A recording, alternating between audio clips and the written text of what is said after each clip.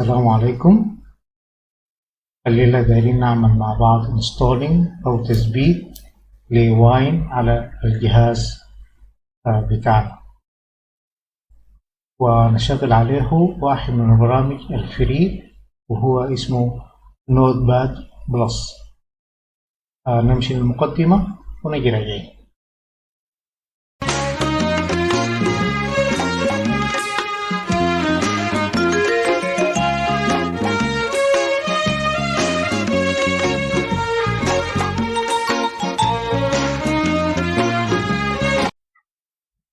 طيب، رجعنا. بالنسبة للإنستوليشن بتاع الواين وبلاي اون لينكس هو ستريت فورورد، يعني مباشرة من المنيو والسوفت وير مانجر أنا بقدر أعمله انستليشن. حقيقة أنا نزلته وسطبته قبل ما نبتدي، بس هراجع معاكم كيف الطريقة على أساس إنه المسألة تكون واضحة بالنسبة لكم. مجرد ما أضغط واين وأكتب واين على السيرش بيجيني الاثنين الأوائل ديل اللي هو واين و بلاي اون لينكس، فبقوم بختارهم الاثنين. بختار أول الواين، بدوس تكون دي هنا مكتوب فيها انستول، بدوس على انستول، بيسألني من الباسورد، بكتب الباسورد وبرجع واختار بلاي اون لينكس، وبنفس الاسلوب بقوم بختار انستول وبيعمل لي انستولينج. بعد ما اخلص بيكون ظهر عندي في المنيو بتاعتي. في العادة أنا ما بحتاج إني أفتح واين مباشرة، لكن بفتح بلاي اون لينكس، وده الطريقة الأسهل في التسطيب. في طريقة مباشرة إنك أنت ممكن تعمل له تسطيب من البرنامج بتاعك، ممكن تعمل له تسطيب من البروجرام اللي أنت نزلته نفسه. أنا نزلت نوت باد بلس، وهو برنامج مجاني ومفتوح المصدر.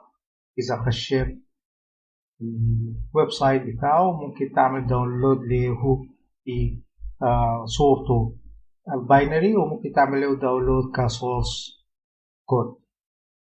فنحن ما هنعمل انستول لأي برنامج بتاع فيه لايسنس، نحن هنجرب بس بالنود باد بلس. انستول بروجرام، وفي العادة بيقوم بيبتدي تديني لستة بتاعت بروجرامز هنا، وأنا أختار منها، لكن أنا هقول له install a non-listed program. هيقوم يجيب لي المنيو بتاعت إنه أنا أعمل virtual machine. طبعا بالنسبة لي أنا ما في virtual drive إلا أعمل واحد جديد، فهدوس next وأقوم أكتب له اسمي الفيرتشوال درايف اللي انا دايره. هو ده هيكون عبارة عن فولدر، هو هيحطه في فولدر الهيدن بتاعه، فهنسميه نوت باد بلس، وندوس نيكست. فهيقول لي use another version of Windows ولا configure واين، فما هحتاج انه اعمل حاجة هنا الا اذا كان انا عندي برنامج ما بيشتغل الا على ويندوز 7 مثلا، او برنامج قديم شوية ما بيشتغل الا على ويندوز اكس بي، فانا بحتاج انه استعمل الكونفيجريشن. فبس من اجل انه نشوفها، لكن حقيقة نحن ما هنغير فيها حاجة. وادوس next واختار نوع البرنامج اللي انا عايز اسطبه، هل هو 32 بت ولا 64 بت. فانا نزلت 32 بت فيرجن، فهندوس 32 بت وندوس next. فهعمل لي configuration هعمل لي أول حاجة إنه عمل لي بعض الكونفيجريشنز. قال لي أنا داير أنزل واين مونو، وده لي عشان دوت نت بروجرامز.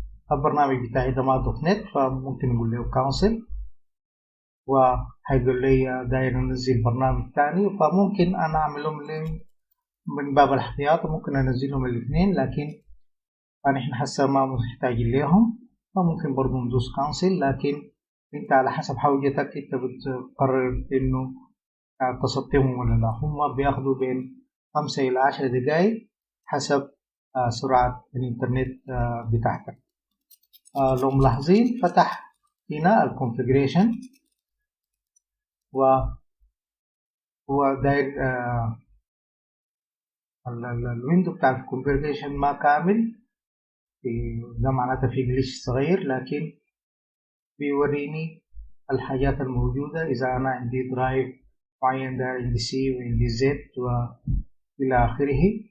وبرضو إذا كان الابليكيشن بتاعتي الديفولت سيتنج بتاعه، وإذا كان هنا في بعض المرات بيظهر لي تحت نوع الويندوز، فما في مشكلة. الآن ممكن أقوم ندوس له علامة الإكس وخلاص. بندوس براوز، نمشي للديسكتوب، نختار نوت باد بلس، وندوس اوبن، وندوس نيكست. هيبتدي يعمل له انستوليشن. ده الانستوليشن بتاع النوت باد بلس. ندوس اوكي، ندوس نيكست. I agree. program files not bad plus not way. ندوس next. ندوس next مرة تانية. افتكر انه بعد كده هيبتدي ينزله، هيقوم يقول لي create a shortcut، اقول له اوكي install.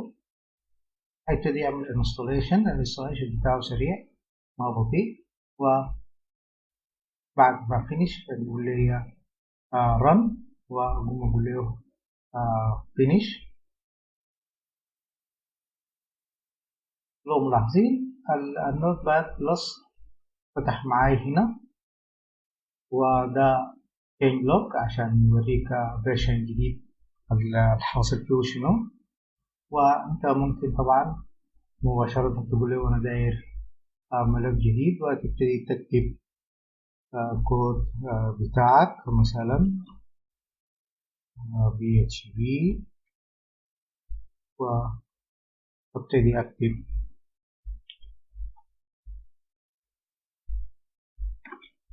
الكود بتاعي.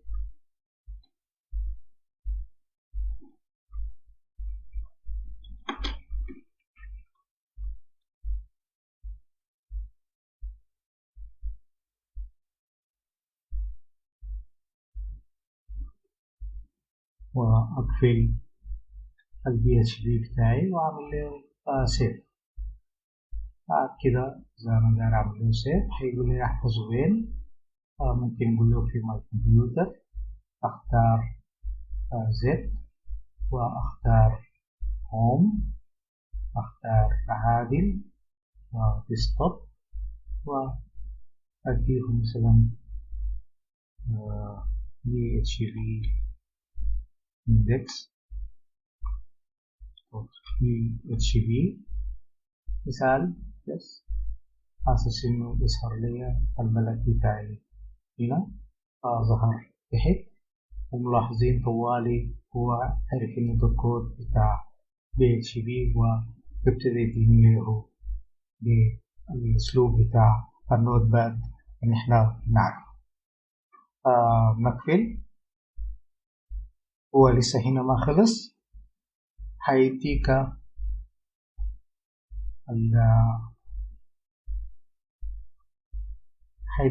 إذا أنت عندك بعض الحاجات هيديك الشورت كاتس، ممكن تقول له نوت باد بلس وتدوس نيكست، وده اسمه نيكست، فهيقوم يحط لك في الليستة بتاعته. إذا أنت داير، لو ملاحظ قدامي له هنا تحت، إذا داير تعمل شورت كات مختلف ممكن تعمله. إذا ما داير ممكن تقول له خلاص I don't want to make another shortcut وندوس next وخلاص كده بقى موجود عندي في الليستة بتاعتي. إذا قفلنا play on Linux وشغلنا من هنا البرنامج هيشتغل مباشرة. هيشغل بالأول الواين، هيشغل play on Linux، وبعد ذلك يفتح لي البرنامج بتاعي. أتمنى إنه أكون مريت عليكم سريع في المسألة بتاعت الواين، ويبقى في المنزل، يبقى بعيدا عن كورونا، ونتقابل المرة الجاية في صحة وأمن، وشكرا جزيلا.